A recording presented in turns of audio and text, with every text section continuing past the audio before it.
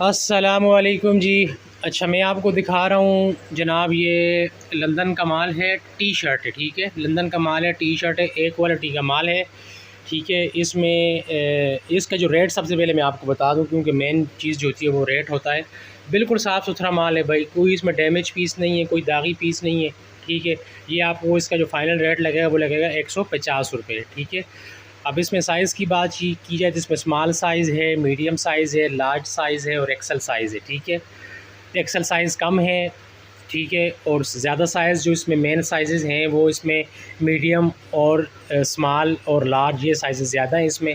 XL size इसमें बड़े size जो हैं वो कम हैं। देख लें आप, बिल्कुल साफ़ सुथरा माल है भाई।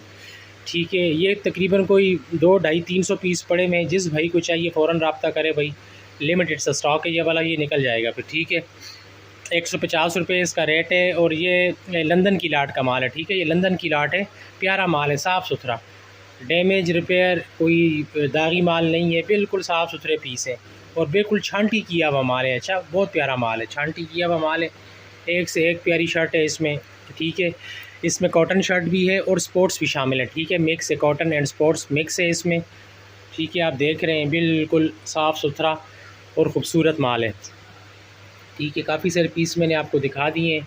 ठीक है, रेट मैंने आपको उसका बता दिया, 150 रुपये लगेगा पर पीस। ठीक है, कम से कम आपको जो है वो 100 पीस लेने होंगे, इससे कम नहीं मिलेगा।